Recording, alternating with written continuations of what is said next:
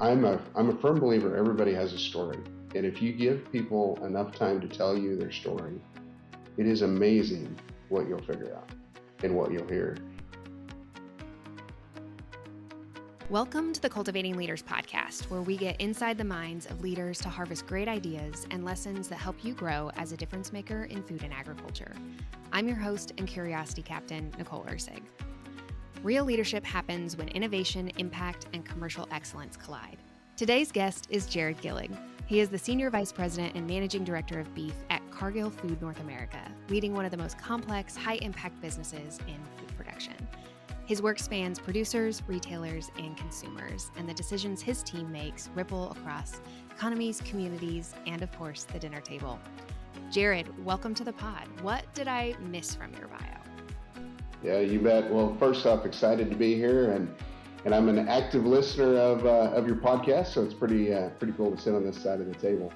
The only thing I'd probably add to the bio is I've got a pretty unique seat. I mean, with my involvement and leadership there with Cargill, I'm also where you're finding me today is actually at my home, and I live, on our family operations. So we'll farm roughly 3,700 acres, and between farm and ranch ground, and we'll have about 240 cows. So it's a pretty cool area to be both on the production agriculture side, as well as more of that production as I think about beef production and plant processing and getting meals on folks' tables.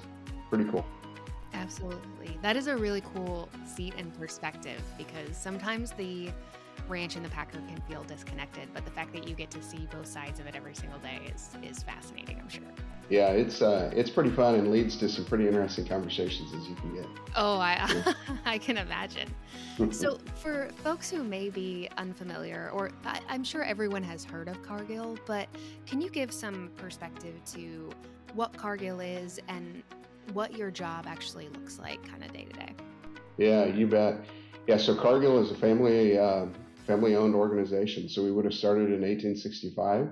William Wallace Cargill started as in Conover, Iowa, as a grain trader, and started with an elevator, and has now become, somebody as an organization. We've got 160,000 employees across the world.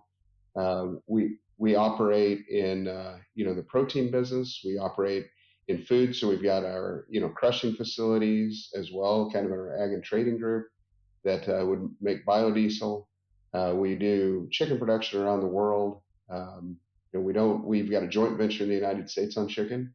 We do, when you think about ingredients, we recently did a kind of a showcase on Food North America, our leadership team, and we did a grocery cart. And it's pretty awesome to see everything from, the corn that goes into Molson Coors to chocolates. We've got an entire chocolate business.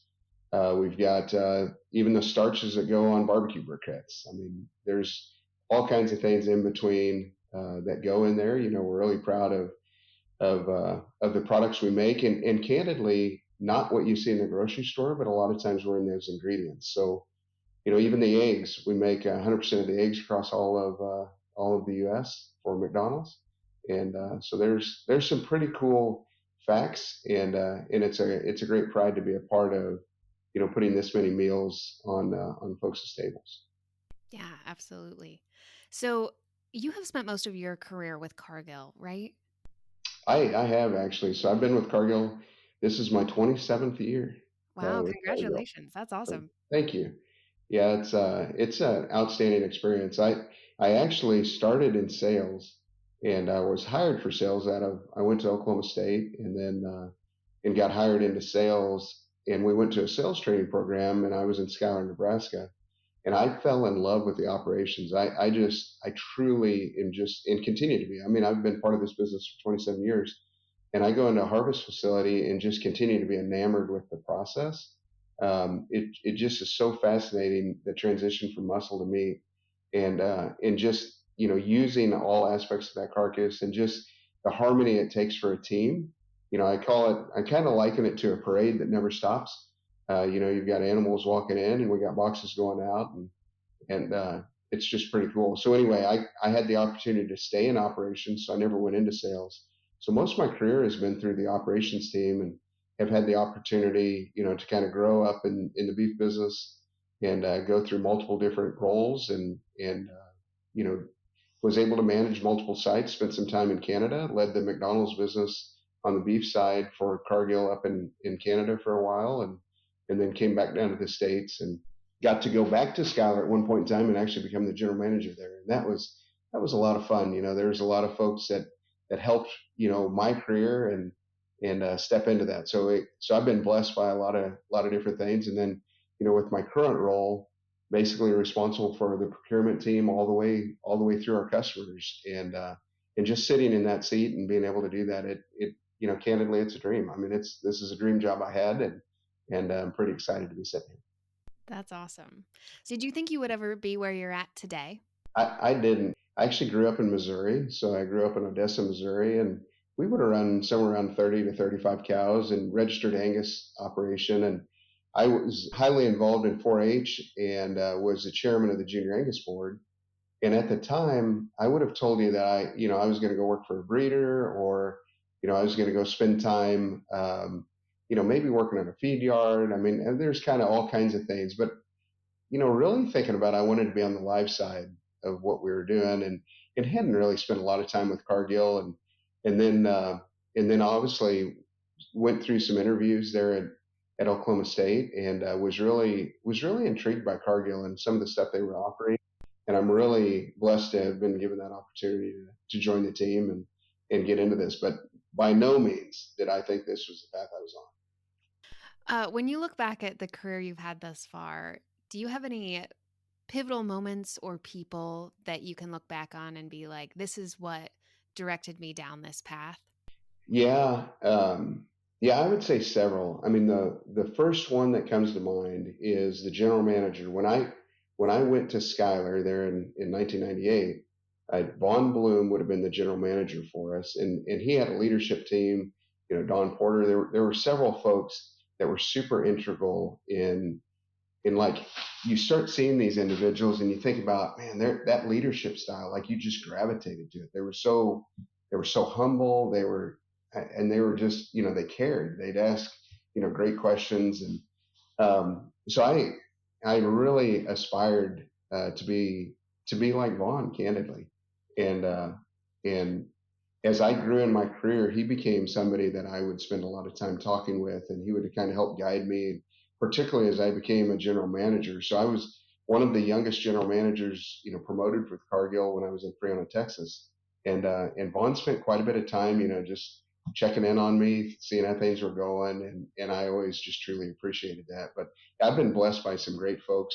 Bill Rupp and Steve Mellinger kind of gave me that opportunity, and then John Keating, he really stepped in, and just from a business acumen standpoint, John Keating was somebody who was really, really influential with me. As you talk about leadership styles that you gravitate towards, tell me how would you describe your leadership style today, and how has it evolved? Yeah. So it's definitely evolved, and there are probably times early in my career where I'd like to go and do a rewind and kind of go back and fix that. Like, the younger Jarrod probably didn't understand the impact of decisions or the impact of conversations as much as I do today. Um, as I look at my leadership, the thing that I really want to focus on is, from a humility standpoint, I truly believe we've been given this opportunity. I don't believe this is something that I deserved. I think I've been given it, and I take that with a great amount of pride. I enjoy having fun. I mean, the beef business today is extremely tough. I mean, you can go out and look at margins. I mean, it's pretty rough, but you've got to enjoy it, right? You've got to have fun. I truly believe it's like a family, and so we got to have a lot of fun. Super accountable. I mean, you got to make sure you hold yourself accountable. And then I also am super candid, and I believe candor is a gift. You got to do it with respect, but life is too short not to be candid with somebody and tell them. And clarity is kind, and just having that conversation, right? Like, they may not want to hear immediately what you're saying, but long term, you're going to make a better leader as a result of doing that. So, and the other thing I would tell you is the speed of our business, life, it just happens too quick that you can't like beat around the bush. You have to tell you, it's just, you got to do it and you got to go. And candidly, we're making this decision. We're going to move on to the next one. So, Yeah, I love that. I also am someone who really values candor, and I always tell people, I want you to tell me if I have lipstick on my teeth, not just physically, but yeah, metaphorically. yeah, Like, yeah, it's exactly. kind. I may be embarrassed, but I need to know. Yeah. Well, I was actually in a conversation this morning with with our lead trader and who leads our risk and trading side of the business. And one of the things that I spend a lot of time challenging my leadership team with, and Adam and I were in this conversation this morning about let's make sure we don't get an echo chamber. Like we've got to have debates. And I think that's also important, as I think about leaders and not to go into any history there, but folks that kind of surrounded themselves with folks that wouldn't push back or wouldn't argue. So anyway, I value that a lot. I think whenever we fall into an echo chamber and we just kind of start agreeing with each other, that's where we're placing the business at risk because we're not looking at the opposite views, or we're not understanding what the antagonist side of our decision is.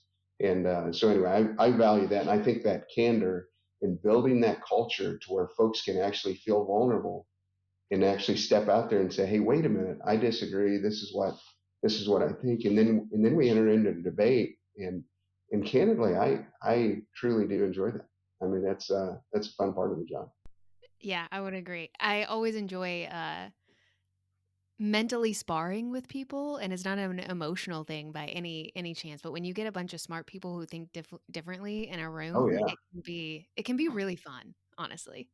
Well, and it's pretty cliche to say this, but it's a multiplier, right? I mean, it that literally is how you get two plus two to equal 10.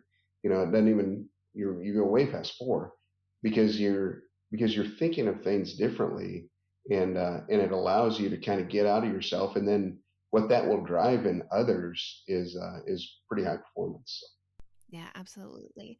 Tell me about how you approach building a team and an environment where that type of like safety of conversation and debate and difference of thought can thrive. Yeah. So diversity, in my mind, making sure that you've got diversity as part of that team. I mean, Cargill truly values that, and we look at it and we say, diversity. There's a lot of definitions across diversity, but what Brian Sykes, our CEO, the way he really comes in and talks about it, and I absolutely love this. It's an oasis of decency. Like how do we create an oasis of decency to where everybody can come, everyone can thrive, everyone can be themselves, but that doesn't mean we can't have different views. That doesn't mean we can't think of things differently. But we all get along. We can have debates. We walk away. We still, go to the same, grab a coffee together or whatever.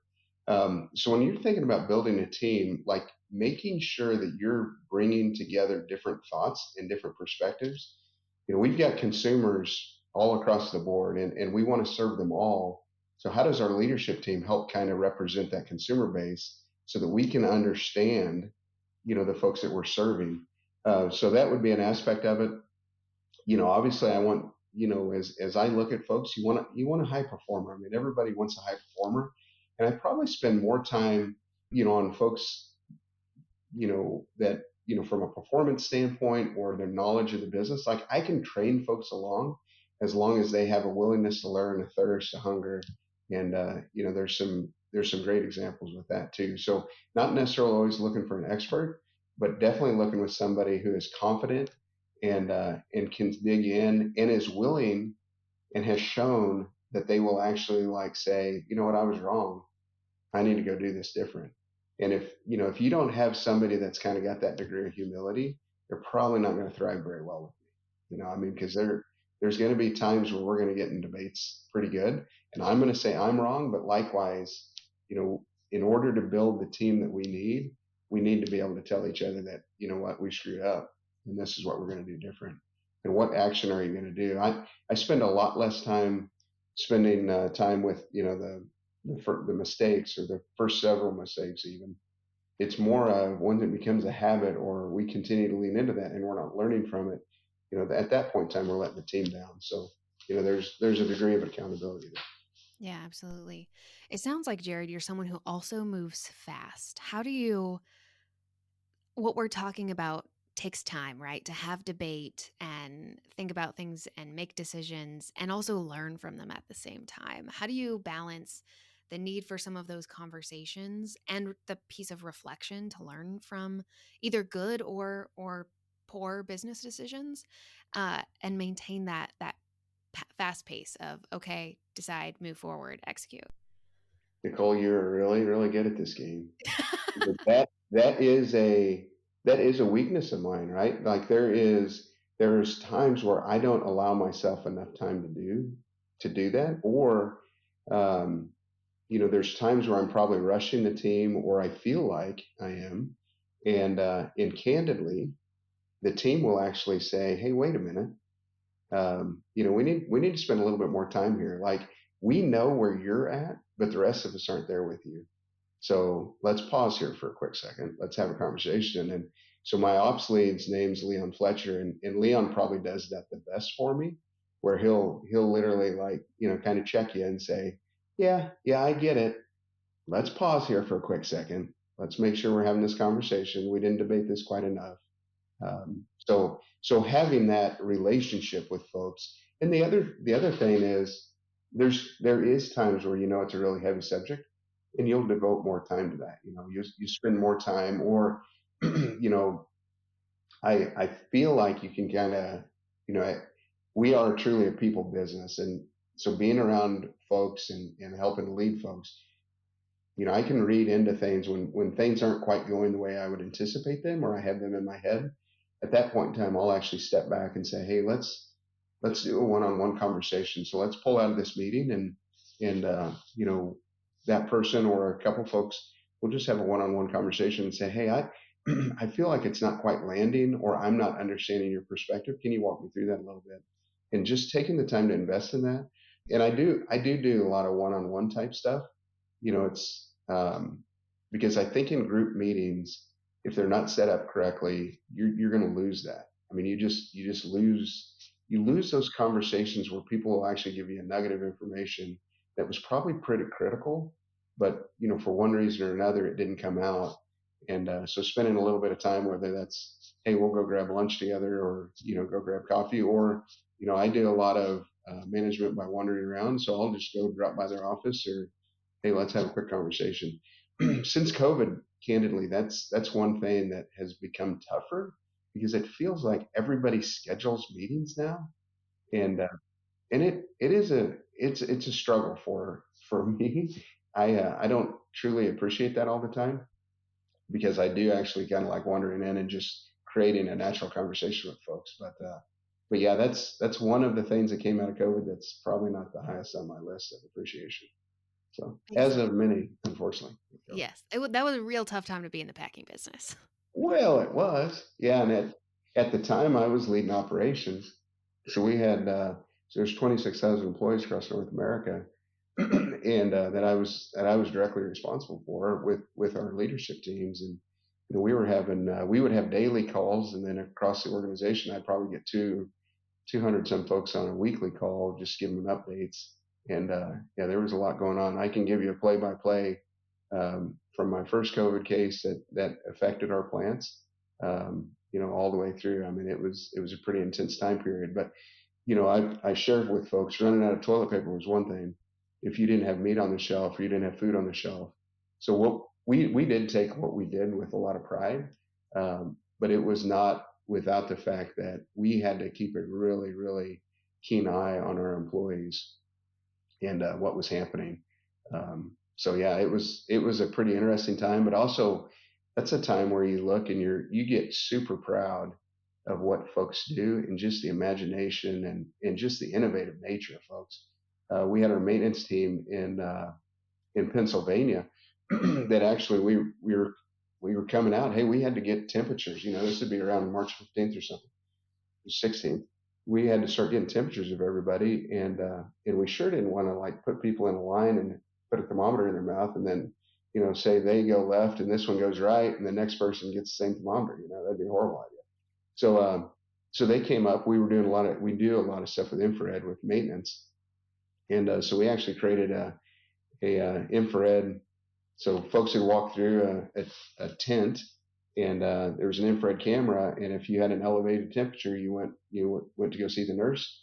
If you're at normal, you walked through. And we literally over a weekend we put that in every site we have in North America. Which at the time, when I was leading all the operations for the protein business, that would have been 43 different plants. So it was pretty cool. Yeah. But yeah, so hard times, you can create some pretty cool stuff. Yes.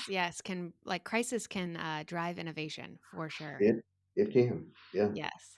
So I love that story because to me, it talks about the scale that you are operating at, and help me understand how you approach it from a leadership standpoint of there's a lot of responsibility, both from a commercial standpoint for the business and then people accountability. And what is it like to do that at such a large scale? Kind of give you another story of a perspective on that.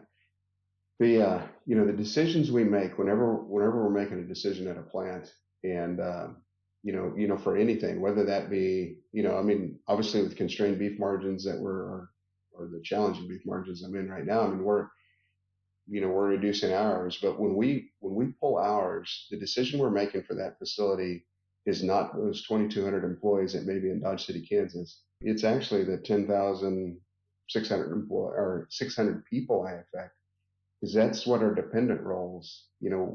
That's the number of folks that are counting on that paycheck. So that's the number of dependents I have coming out of that facility from an insurance standpoint. So whenever you're making a decision, we are a people business. I said that earlier. So we have to start with that. And I'm blessed to work for an organization who believes in that. And the Cargill family, that's probably one of the biggest questions I get from the Cargill family is just around our employee engagement. What are our employees? How are they feeling? So I'm absolutely blessed that just is a reaffirming, whether it's from our board or the family itself. So that you start with that. And then the second thing you start with is from a customer standpoint, how do we make sure we're servicing as I make this decision, what is the effect of that? And then how do we make sure that we're going to be servicing the customers that we need to service, because they're obviously counting on us. But from a decision standpoint, it does start with our employees first. And I'm just super blessed to work for an organization that allows me to do that. What I just heard there, Jarrod, is that when you're making decisions, you're not just thinking about the outcome that you want, but the ripple effects and how it's going to impact other people and not just your employees, but their families and the communities that Cargill is in. Oh, yeah.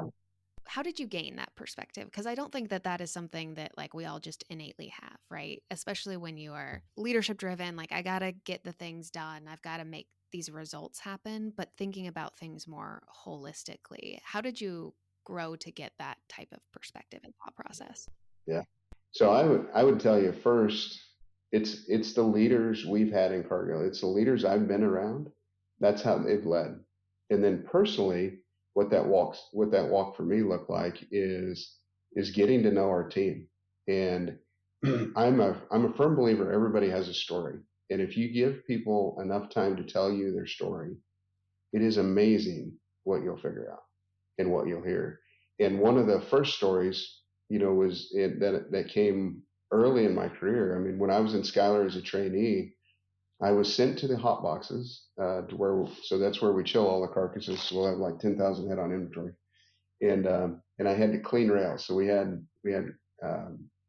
the rails come in and there's wheels that roll on this, and so they get like grease on them, and I actually had to go back and wipe rails. And so the gentleman I was doing this with was from Mexico. He actually had a law degree from Mexico, had come up to the United States to work to better himself, wanted to live, brought his family up, and didn't know English. So I, spoke a little bit of Spanglish per se, and we definitely could understand each other. But he started telling me that they're going to the library and his kids are teaching them English. So he would literally, after work, go to the library and his kids would read to him children's books. And that's how he was learning English, so that his goal was to take the bar exam here in the United States. That's what he wanted to do. So anyway, I was super intrigued by this. So as a, of course, just out of college, I show up at the library one night, and sure enough, if him and his family aren't sitting there, and to the day, it still sends chills on my back thinking about, you know, what, like, what folks go through to get things, and how Americans, we just take it for granted. We take so much stuff for granted. Anyway, that's just one example. But as you truly start to put connections to say everybody has a story, and how do I best serve them? I best serve them through the leadership of myself, through the leadership of my team, the viability of our plants.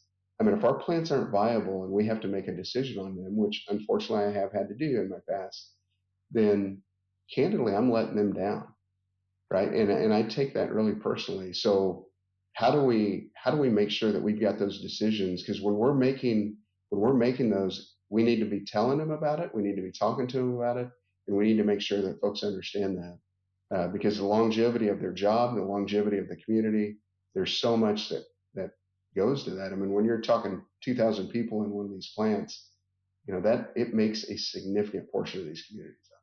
Yeah. I got chills when you told that story. That's incredible. It's a fun one. I've got some miraculous ones. I mean, it's all the way from um, Daisy. I think her last name was Zavala. She was actually from Honduras, and she used to speak to thousands of people on behalf of the government down there. And then she immigrated to the United States for a better life for her family. She was working. She was trimming. She was a skirt trimmer. So if you think of like fajita meat, she was trimming that.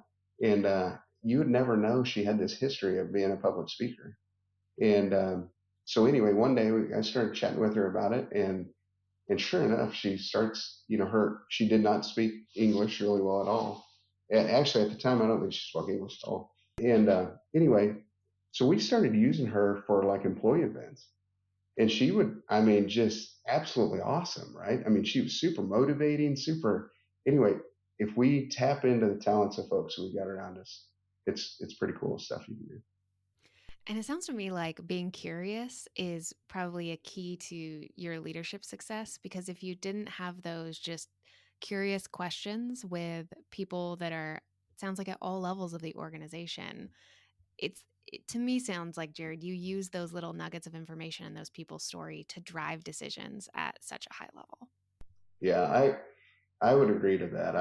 And again, um, I can probably thank my parents for that. I can thank, they were super influential as I think about how you just respect everybody. And I mean, it's just how I was raised. I mean, raised in rural America, and everybody puts their pants on the same way. And, it was just kind of the way. So I'm blessed by the folks I got too, as I sit there and reflect on that, and you reflect back to me on what I said there. So, one of the things you talked about was leading yourself well. And I feel like that has been a theme, honestly, across this podcast. Is so many of the leaders say that to be able to grow or learn or be better, they've had to better get to know themselves and grow themselves first.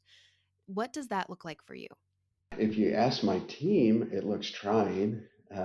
But for me, it is spending some time in reflection, and I drive a lot. So I talked about being here at the farm, or at our ranch or whatever. And so I've got like a 2 hour and 45-minute commute down into Wichita, and I go down there, pretty much weekly.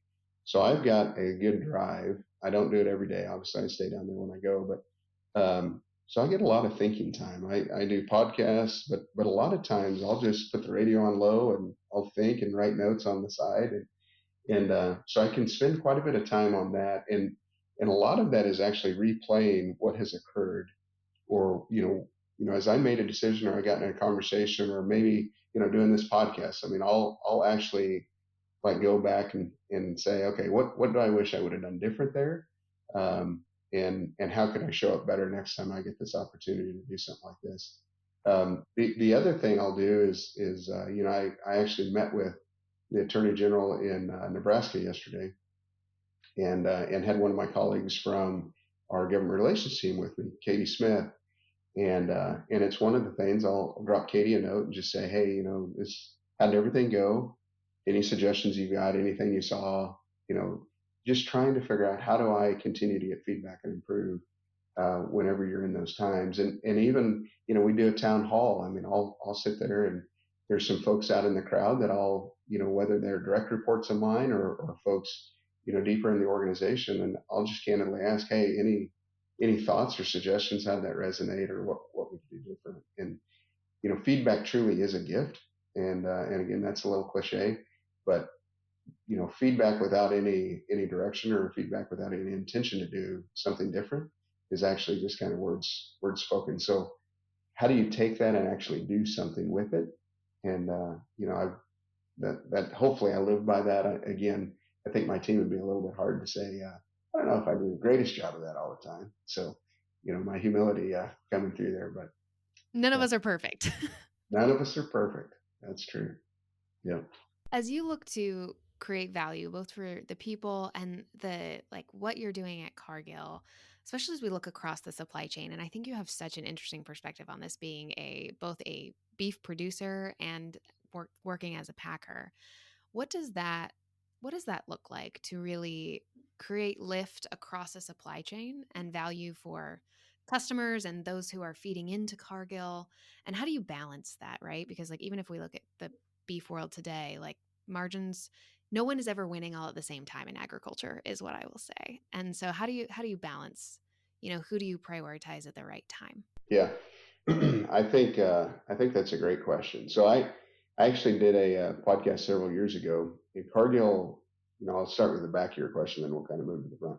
The in Cargill used to play this game, and it was called Win All You Can. And the idea of the game was you're kind of there's a banker, there's like a central bank, and then there was like 5 teams, and you actually everybody could win. There didn't have to be any losers, but the game was set up that clearly there was one winner and a loser in the instructions. But as you got into the game, everybody could win, and that's a challenge. I think we've got to figure out, how do we win as an industry? Because from a viability standpoint, we are seeing deeper valleys and higher highs. I just personally don't think that is. I worry about the viability of that long term. I don't have an answer. I have debated this actually with quite a few economists, and gotten some pretty interesting conversations. But I don't have a solution. I'll have conversations with feeders, and I actually had a feeder tell me the other day that, and this a couple of weeks ago probably, but and he literally said, I actually don't want it to change. I live for the highs, and I know the lows are coming. And I am just so intrigued by that, because as we look at that man likes to gamble, it sounds like. He did, and I actually asked him that, and he said, well, maybe that's true.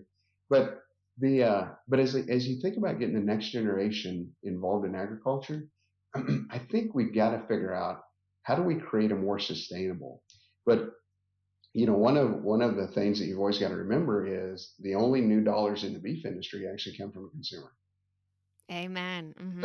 So as we we are all getting increased costs. I mean, as I think about in the last as I think about my time frame at Cargill and what we've done in food safety expenses, I mean, our food safety expenses have jumped, I don't know, 3 times, at least 2.5 times. If you just think about what we're doing today versus what we were doing, and it's why America can be so proud of the food system. We truly have a remarkable and robust food safety process across America, but it doesn't come without a cost. So you start thinking about all these elevated costs.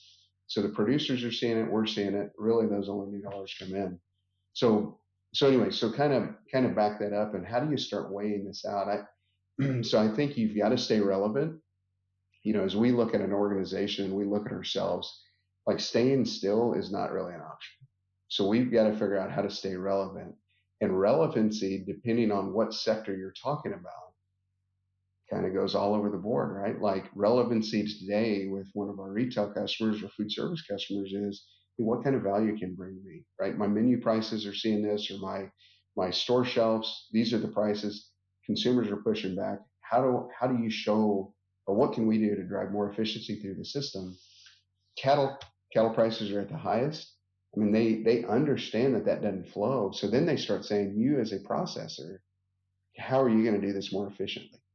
And so anyway, so we get in a lot of debates that way. So you've always got to have a lens on what are we doing from an efficiency standpoint? We did we kind of came out with what we're doing from an AI and technology standpoint around what we call CARD, which is AI vision that helps our employees. So it actually is measuring meat to bone ratios, candidly, what it's doing. But it actually measures that and gives immediate feedback to the employees, and then they are gamifying it. And the amount of pounds that we are actually moving from an inedible source, which may have gone into pet food or another source, and moving that to products that can now go into a caloric value for human consumption is just an absolutely awesome thing. So anyway, that you kind of think about that, and that's one way that we're driving or working to drive more efficiencies. You think about from a producer standpoint, how do we create more value? And the intersection of that, comes from the cattle quality. I mean, what we're seeing there, just the continued gain we see. So the premiums we can provide, as we flow that through.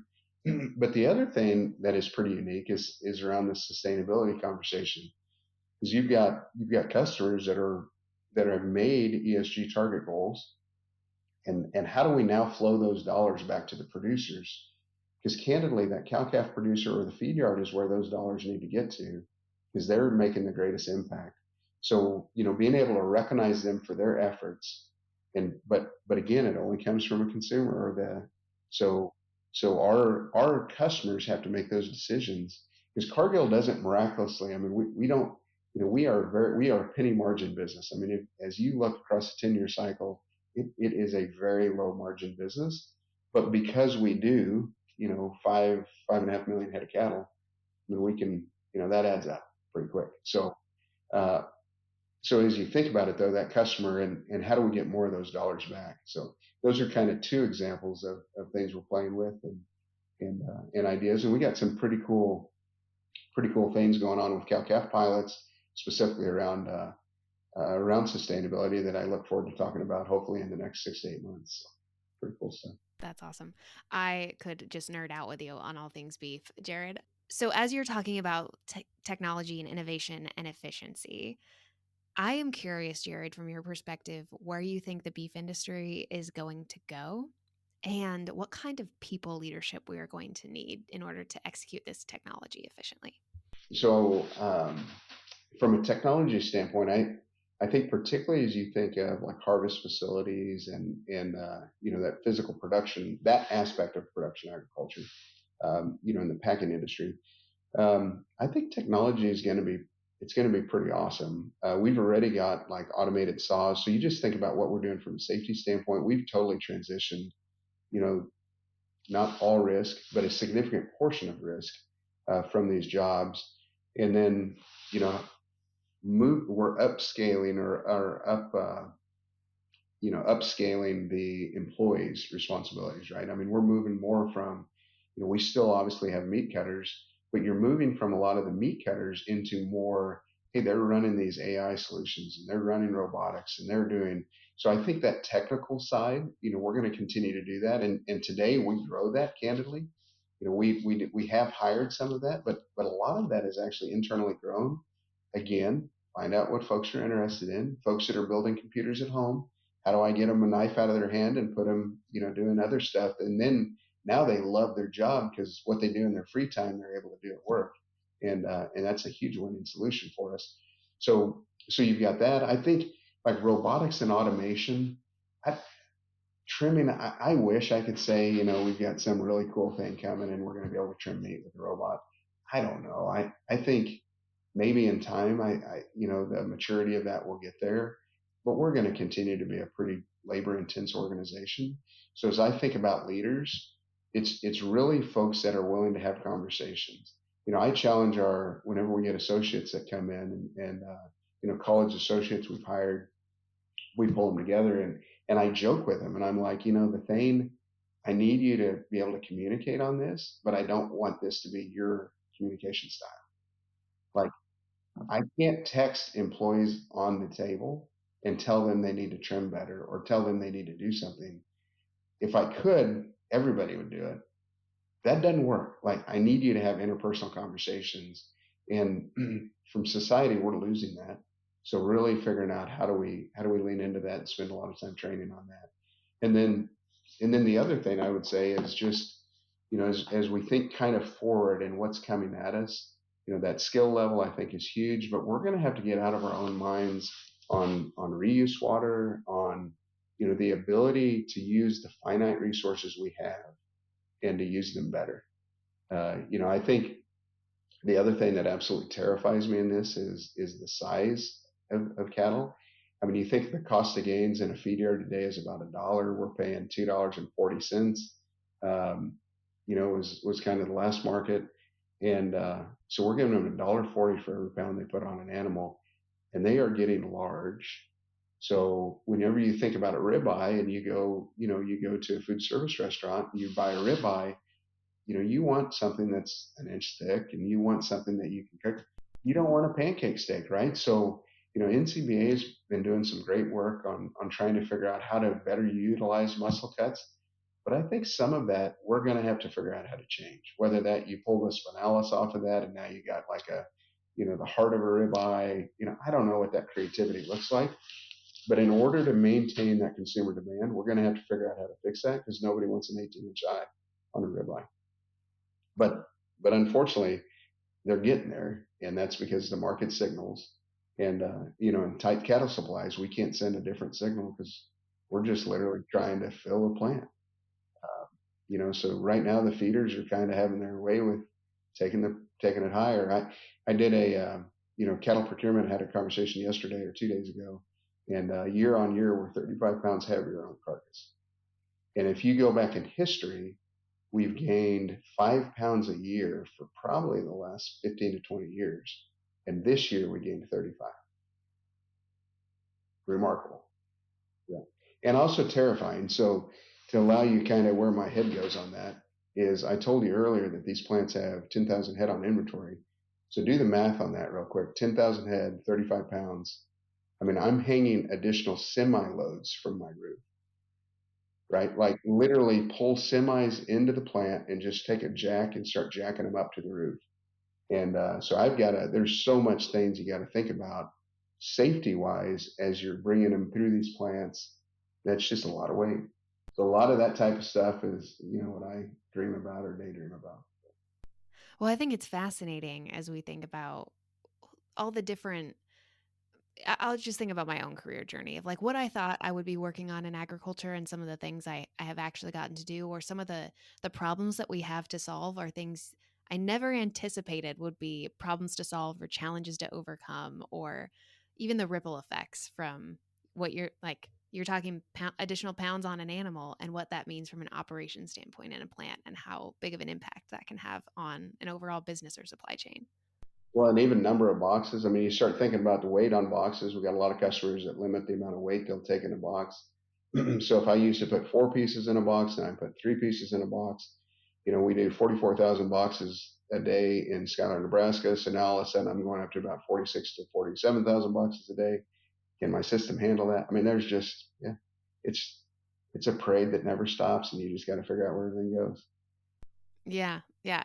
It's a giant puzzle that we get to put together again and again. It is. Yeah. So before we go into rapid fire, I have to ask, Jarrod, if you were to look back and give advice to either a younger Jarrod or someone who is more maybe in the emerging leader phase of their career, who wants to get to where you are someday, what advice would you give them? For me specifically, it is weigh the criticality of decisions and spend time like in that. Meaning, whenever things would come to me and I would think they're a big deal, because in the moment they were a really big deal, I treated them like they were a big deal.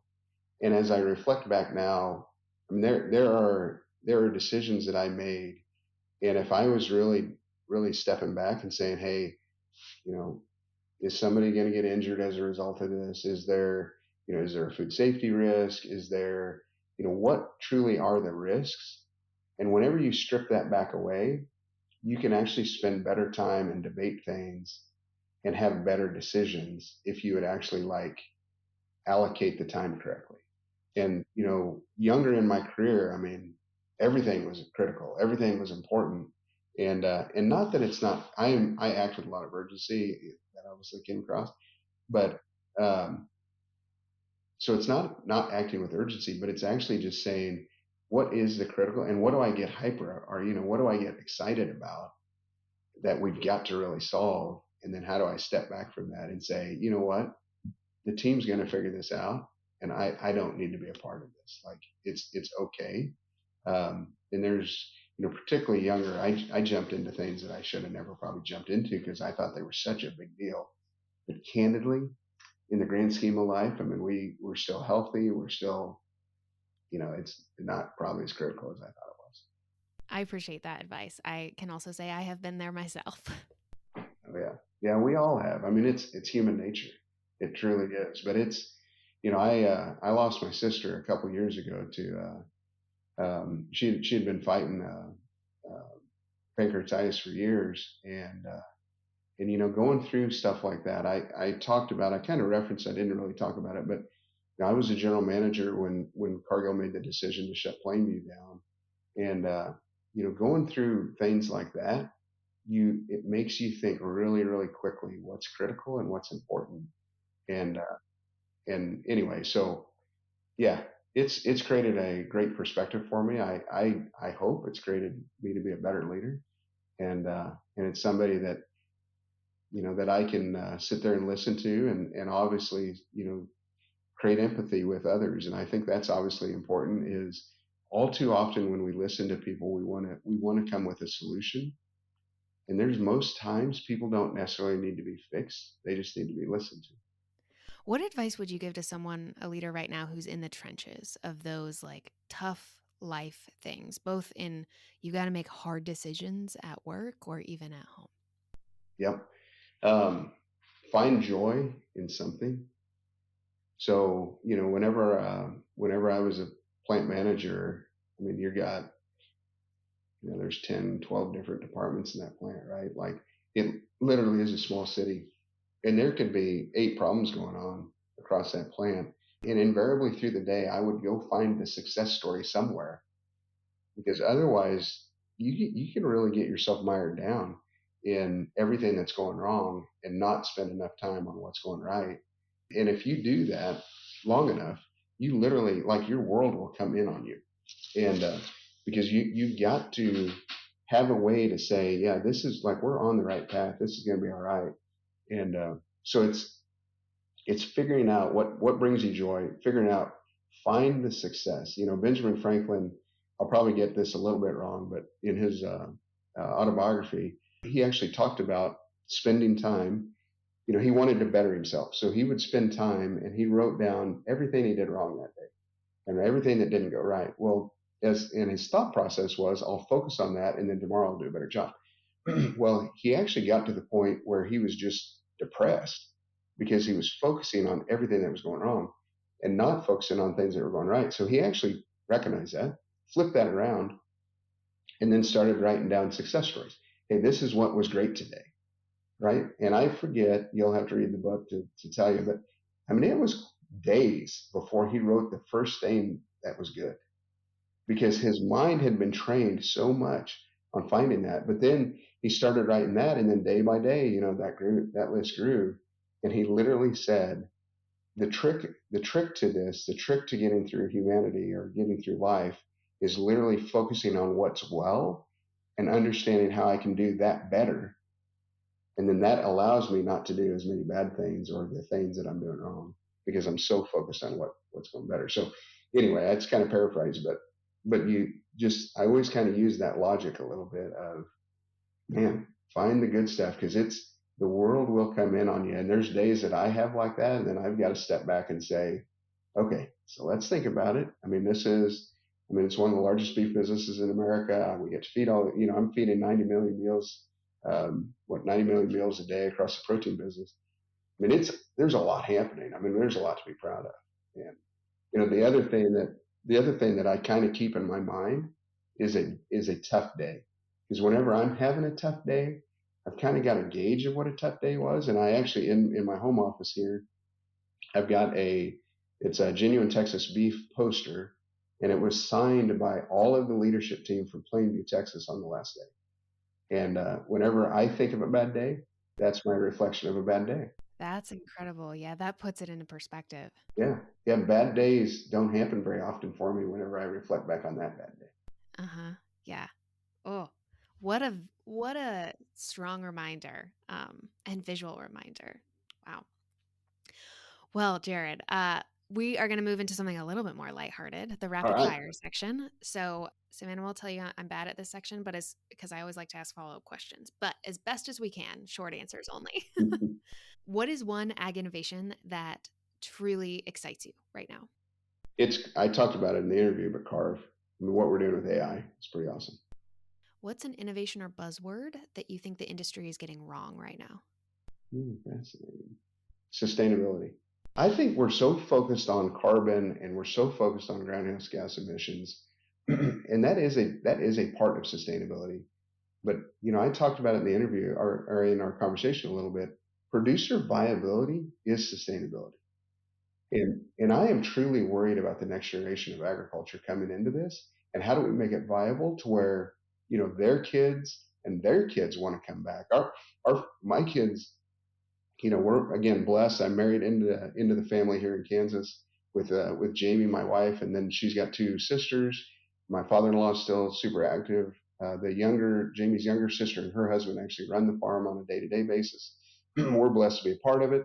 Our kids represent the fifth generation, and that's a heavy weight, right? Like, how do we make sure that this thing has the ability to continue? So anyway, when I think about sustainability, I think about the greenhouse gas aspect of it, but it's more that viability for American agriculture. That one was worth diving into a little bit deeper.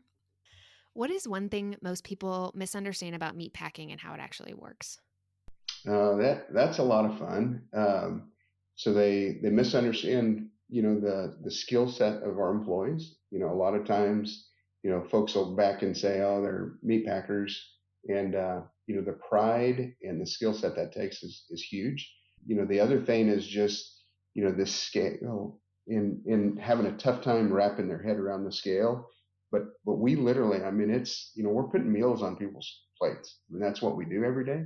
And that's how we think about it. So it's not all about the scale. It's literally about, hey, that piece, that carcass, that animal, how do we get the most out of that and make sure we're respecting?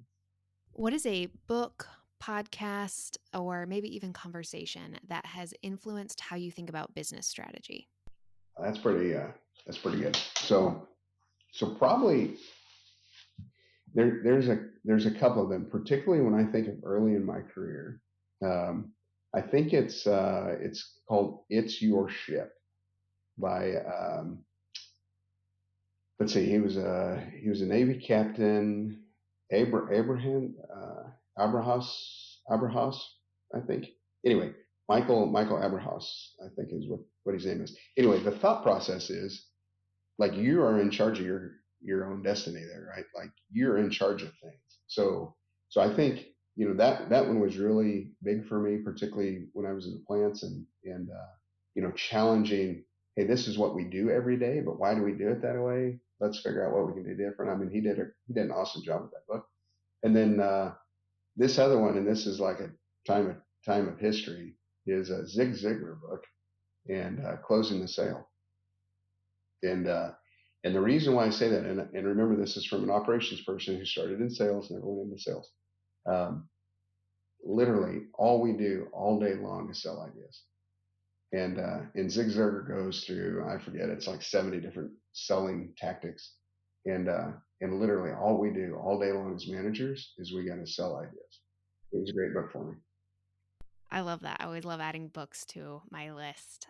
Last but not least, what is your favorite cut of beef and how do you like to prepare it? Oh, this is pretty awesome debate. So my favorite to eat is actually prime rib. My favorite to prepare is actually a petite tender, which comes off of the quad. It looks like a little cigar muscle. So I'm a huge smoker. I absolutely love to smoke meat. And the petite tender is the best item in my mind to smoke. Love that. I also love a good prime rib. Both of those, good picks. Okay, Jarrod. So, last but not least, we always do a section of this podcast. If you have listened, you have heard them, called Hot Takes. So, an unconventional or bold opinion that you have about the future of agriculture or leadership or the beef industry. Yeah, probably should have prepared for that just a little bit, hadn't I? Since I am an avid listener, I knew this was coming. Let's see. I'm going to go back to the producer. I mean, as I think about agriculture, um, super involved. Our family's super involved in FFA. My daughter's actually leading the chapter here at Valley Heights, and then also the work we're doing with AFA. The future of agriculture is bright. Like the folks we've got coming in here, I think I am super excited about that knowledge and what we can do. But I would also say that we need to continue to challenge, and how do we make sure it's a viable, and candidly, probably the thing, and this is Jarrod, the producer, speaking. I actually am not a fan of, a lot of government intervention. I don't think that's healthy in business, and I actually don't think it creates, long-term viability. But what that means then is we've got to fix it through trade. We've got to fix it through other ways, whether that be, the RVO. When you think about like a grain farmer, how do we actually incentivize more biofuel production? How do we, what are things we can do to actually create a market in the United States? We've obviously got a little bit of an issue going on with China. So what can we do that way?